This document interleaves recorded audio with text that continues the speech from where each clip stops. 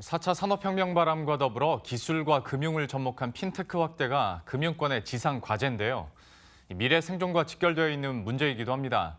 이 중에서도 역성장 위기를 겪고 있는 보험 산업은 이 기술과 보험을 융합한 인슈어테크를 돌파구로 삼고 있습니다.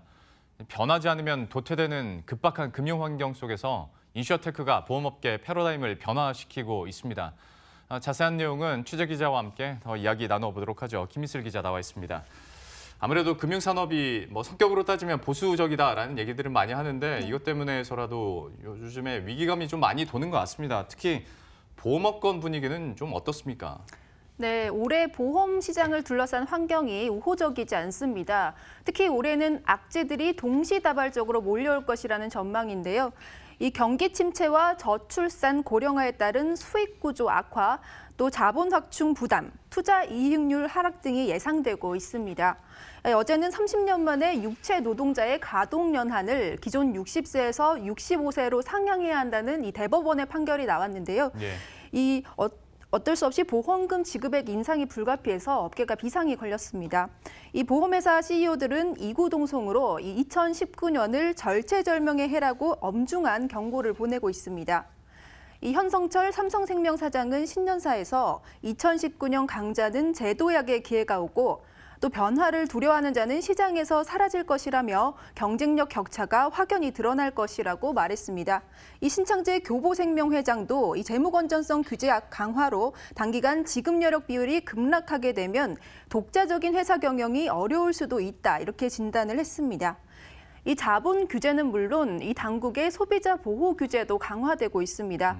이 4월부터 본격 부활되는 금융감독원의 종합검사 대상이 이 보험업계를 가리키고 있다는 관측이 강하게 나오고 있습니다. 참 그런데 변화를 하려면 이제 얘기 나오는 게 보험업권과 어떤 기술, 그러니까 핀테크 얘기인데 이게 구체적으로 어떻게 그림을 그려보고 있는 겁니까? 네, 디지털 혁명의 앞장서는 보험사들의 행보가 굉장히 발빨라지고 있습니다. 이 보험회사들은 기술과 보험을 결합한 인슈어테크를 돌파구로 삼고 있는데요. 이 DB손해보험은 올해를 인슈어테크 원년으로 삼고 인공지능을 접목한 다양한 서비스 개발에 적극 매진하고 있습니다. 이 자동차 사고로 긴급 출동을 불렀을 때 전화 이후 시간이 지체되는 이 프로세스를 최대한 단축하기 위해서 AI를 활용하겠다는 전략인데요. 이 인공지능 챗봇 기반의 자동차 보험 가입 설계나 원격 화상통화 상담도 계획하고 있습니다. 관계자 말 들어보겠습니다. 어쩌면 단순한 사고인데 고객이 보상 직원들을 기다리는 시간들이 많이 소요될 필요가 없거든요. 그래서 저는 간단하게 핸드폰, 요즘에 다 스마트폰이 있으니 화상통화를 통해 가지고 그 사고 내용들을 우리 회사의 그 원격 상담하시는 보상 처리 담당자와 같이 얘기를 할 수 있다 그러면은 고객 입장에서도 편리하고 우리 회사 입장에서도 거기 출동에 들어가는 여러 비용들이나 이런 부분들이 감소되는 그런 효과가 있을 거라고 저희는 판단을 하고 있고요. 네, 들어보시면은 이 고객의 편리성에 초점을 맞췄다는 것을 알 수 있습니다. 이 KB 손해보험이 도입한 실손보험 간편 청구 시스템도 마찬가지입니다. 이 그동안 보험금을 청구할 때 직접 병원에서 서류를 떼서 보험회사에 제출해야 하는 이런 절차가 있었는데요.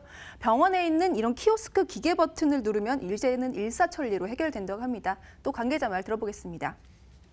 기존에는 고객들이 보험금을 청구를 할 때 저희 보험금 청구서나 개인정보동의서 그리고 병원에서 발급받는 진료비 영수증, 세부내역서 같은 서류를 발급을 받아서 보험사에 제출해야 되는 번거로운 절차들이 좀 많이 있었습니다. 근데 이 서비스를 도입을 하게 되면 고객이 별도로 병원에 방문을 해서 서류를 발급하거나 이럴 절차 필요 없이 그냥 자기 키오스크 기계에서 청구 버튼만 누르면 그 모든 데이터들이 보험사로 넘어오기 때문에 그런 번거로운 절차들이 없어지게 됩니다.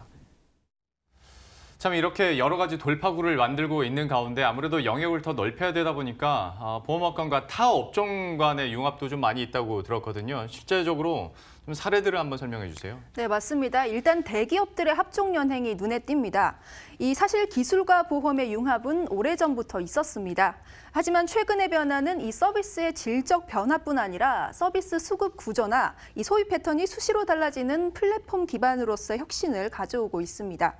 최근 국내 보험사들은 이 ICT 기술을 통해서 빅데이터에 기반한 새로운 비즈니스 모델을 적극 운영하고 있는데요. 하반기에는 이 보험 시장의 변혁을 주도할 이 디지털 혁신 보험사 인핏손해보험이 출범을 기다리고 있습니다.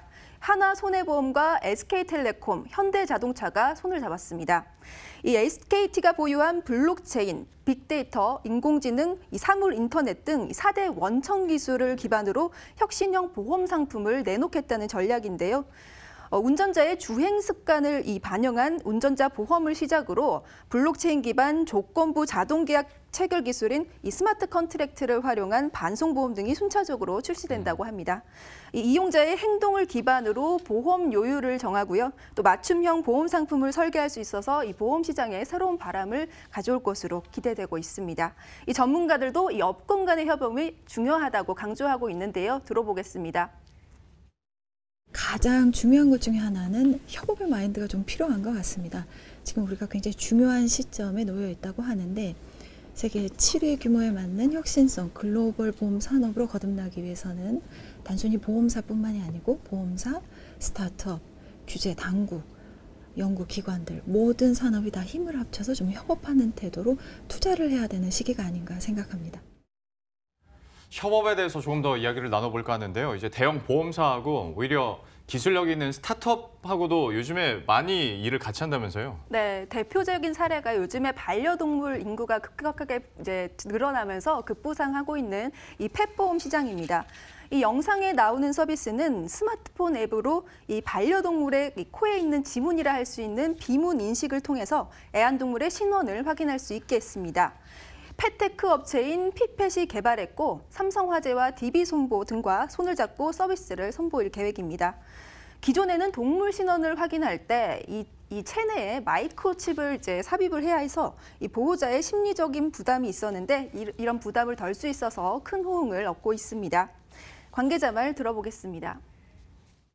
반려동물의 얼굴에 스캔만 해주시면은 자동으로 앱이 반려동물의 코를 인식을 해서 그 비문의 특징점을 추출해서 신원을 확인할 수 있기 때문에 상당히 간편한 방법이라고 말씀드릴 수가 있고요. 네, 이 스마트폰 앱을 활용해서 아주 무해한 방법이다 보니까 이 펫보험 가입을 촉진시킬 수 있을 것이다 이런 관측도 하는데요.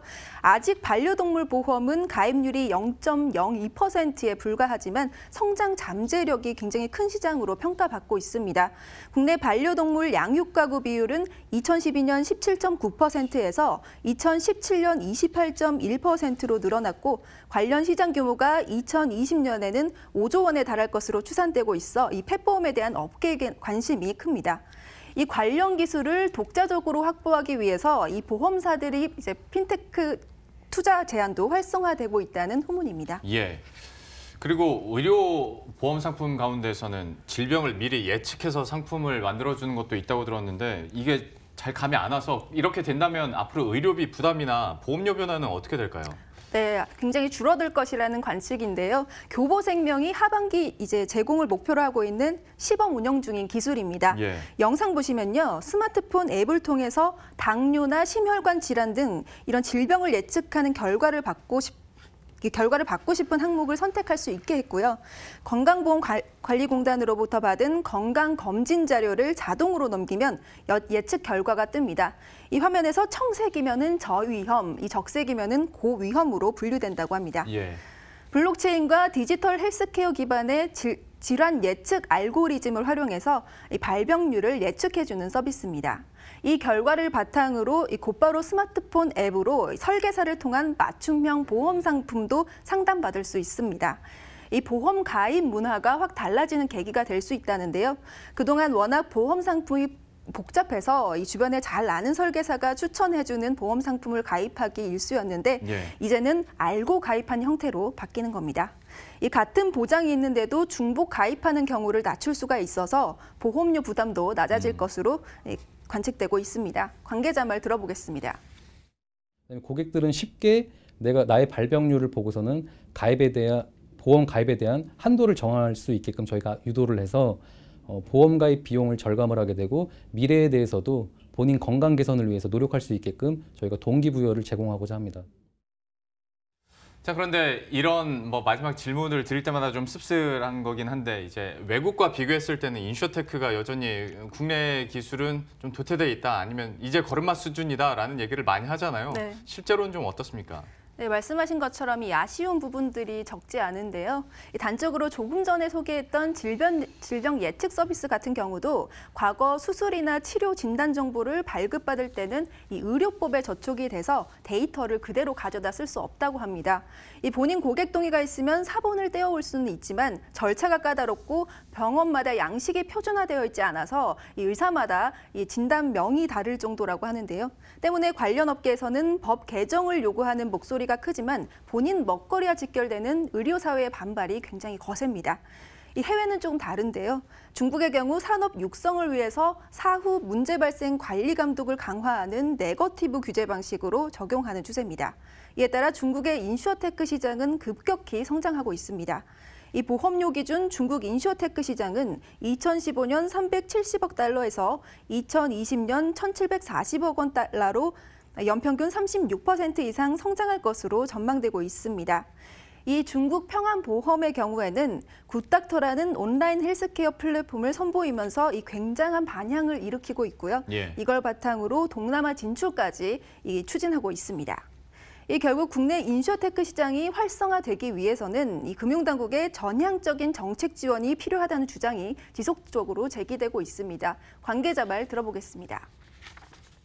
한국이 지금까지는 파지티브 규제를 많이 하다 보니까 된다는 것들이 법에 기술되어 있는 경우가 많았습니다. 그러다 보니까 지금까지 없던 것에 대해서 유권 해석을 받아야 되거나 아니면 법상 안 된다는 얘기는 없지만 그냥 안 될 거라는 판단 때문에 이게 사실상 규제로 동작을 했었는데요. 이것에 대해서 전형적인 판단을 하겠다라는 정부 부처의 선언이 상당히 큰 역할을 할 수 있을 거라고 기대를 하고 있습니다. 네, 오는 4월부터는 이 혁신 금융 서비스에는 규제를 완화해주는 금융규제 샌드박스가 본격 시행됩니다. 이 기회를 잘 활용하는 것도 하나의 모멘텀이 될 것으로 보입니다. 예, 지금까지 김미슬 기자와 함께했습니다. 잘 들었습니다.